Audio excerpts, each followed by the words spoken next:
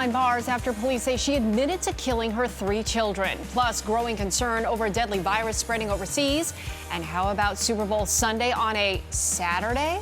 12 at 12 starts right now. 12 minutes, no commercials, on TV and on the go on the 12 News app, Facebook, and YouTube. Hey guys, it's Tram here. Let's get straight to our breaking news now. This story is really unimaginable. Phoenix police say 22-year-old Rachel Henry admitted to killing her 3 young children at a South Phoenix home. Team 12's Colleen Sikora is live at the scene near 24th Street and Southern following the latest in this tragic case. Colleen? Yeah, police have since left this area, but tell us that those 3 young children were found dead inside of this home. They first came here last night when someone inside the home called 911. When officers got here, they found the 3 kids in a living room unresponsive. They tried to save them, but they were already dead. Police saying this morning Rachel Henry, who's the mother of the children, admitted to killing her 3-year-old boy, 2-year-old girl, and 7-month-old girl. A woman we spoke with who came to check on a nearby family, she knows is heartbroken by the news. It's terrible. It just, I can't to think about it. It hurts my heart. I keep the family, everyone in prayers, the mom, the dad, the whole family, because they're going to be traumatized. Even the mom that if she did this to her children, she still needs prayers too, because obviously she's going through something, and I just pray for her. Police say Henry will be charged with 3 counts of first-degree murder. The children's father and another adult relative were also in the house when police arrived. Now, right now, it's not known how these children died. Police say there were no obvious signs of trauma on the children, so a medical examiner will need to determine their cause of death. We're live in Phoenix. Colleen Sikora, 12 News. Colleen, such an awful story. Thank you so much. All eyes are on Washington as President Trump's impeachment trial gets underway.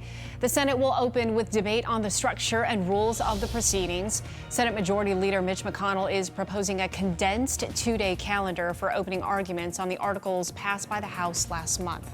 That takes us to today's talker. Should the Senate vote to remove President Trump from office? Cast your vote right now at 12news.com/bullhorn or comment down below if you're watching on Facebook or YouTube. The results just minutes away. Senate Majority Leader Mitch McConnell will give each side a total of 24 hours to present their arguments in the impeachment trial. However, the time will be confined to 2 working days. Whether President Trump is convicted or not, this impeachment trial will mark the end of a saga that began last July. So, how did we get here? Paul is connecting the dots.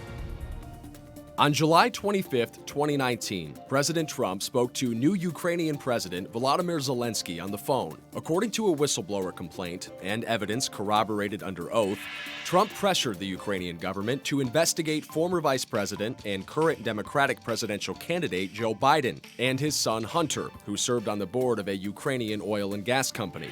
This came just days after the United States withheld nearly $400 million in military aid from Ukraine, which was eventually released in September. Trump's impeachment stems from withholding that aid and asking a foreign government to assist in a political campaign by investigating his supposed rival.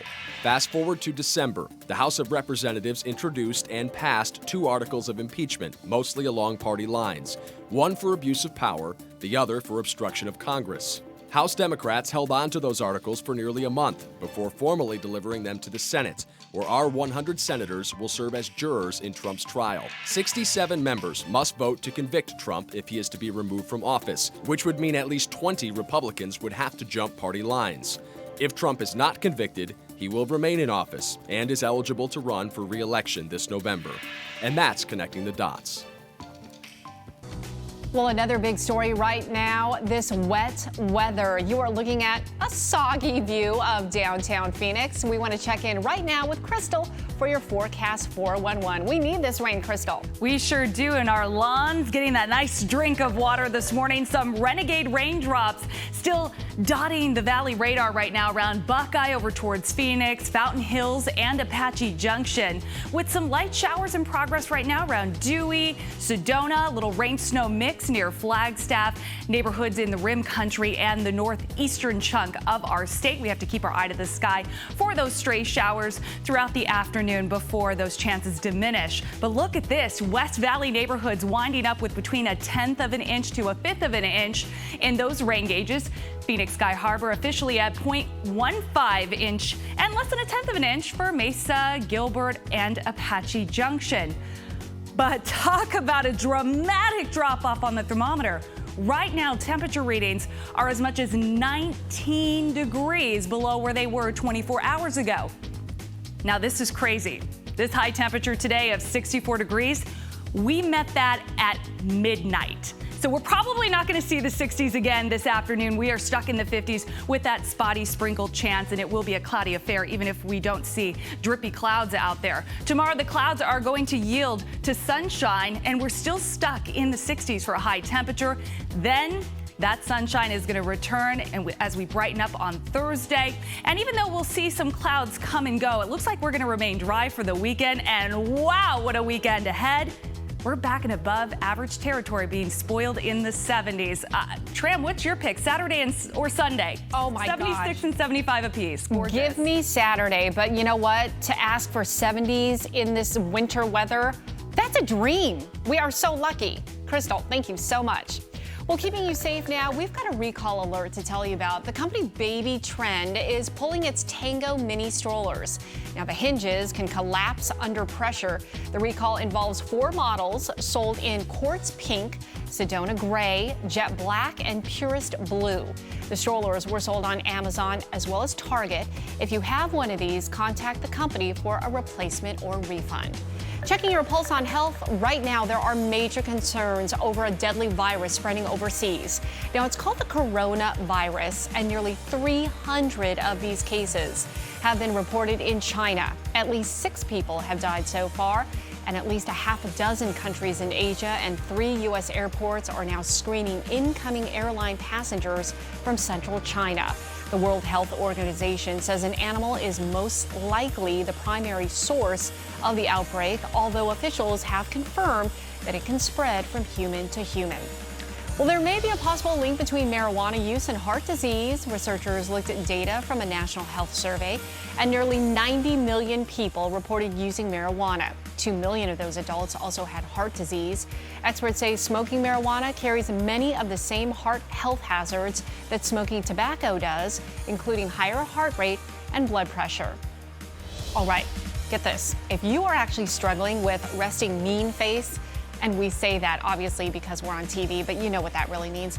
Plastic surgeons say there's actually a cure for this. This is crazy. Apparently, a happiness cure is the latest cosmetic trend. Surgeons use a series of tiny injections to relax the muscles that constantly make you look like you're frowning or that you're tired or really mean. It costs about $300. Surgeons say men typically need a larger dose than women to turn that frown upside down. Well, in other news, a big oops during the Rock and Roll Marathon this weekend. Race officials say a staff member cut the half marathon course short by about 300 meters. Yeah, they say a map was read incorrectly and put a turnaround in the wrong spot. Organizers found the error an hour and a half into that race, meaning about 1,300 runners ran the shorter course. Organizers are apologizing for the mistake. Uh-oh. Well, the 2020 census starts today in Alaska. It's the first census of the new decade. It's held every 10 years as mandated in the U.S. Constitution. The census traditionally starts in Alaska, the nation's largest state. That's because some villages are only accessible when the ground is frozen. The rest of us will start responding to census questions in March. Now to your daily juice. Come Super Bowl Sunday, get ready for some buffalo chicken dip.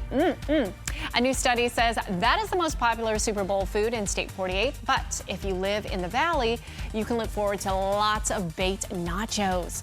Apparently, that's the most common Super Bowl snack in the Phoenix metro area. The survey based this finding off recipes people in each state are Googling. And by the way, the average person spends $69 on their dish. And if you plan to host the party this year, well, get ready to shell about $175. Hey, speaking of the Super Bowl, thousands of people think the game should be moved to Saturday. count me in on that one. Nearly 6,000 people have signed this petition so far. Its creator says if the Super Bowl was to move to Saturday, it would get more money and attract visitors to the game. Now, in years past, NFL Commissioner Roger Goodell has made it very clear the Super Bowl won't be played on Saturday anytime soon. Basically, it comes down to one main thing: television ratings. Goodell says the Sunday night audience is much larger. Let's get back to today's talker now. Should the Senate vote to remove President Trump from office? Apparently, 69% of you say yes, the Senate should vote to remove President Trump from office. 31%, however, say no. Keep on voting on 12news.com/Bullhorn. And for those of you watching on Facebook and YouTube, feel free to comment down below. It's time now for the look ahead, the stories you'll be talking about a little later on today. Coming up on First at 4, should you be friends with your ex? That question is bubbling up after a brief reunion between movie stars Brad Pitt and Jennifer Aniston. We'll also tell you about a local girl here from the Valley who will be on Ellen's Game of Games that airs later on this evening. We've got that interview, and she is such a delight. So coming up, that's your 12 at 12. The facts on everything you need to know in just 12 minutes, no commercials. We're always on, anywhere, anytime on 12news.com, our 12 News app, and our socials as well. We'll see you back here again soon. Make it a great day.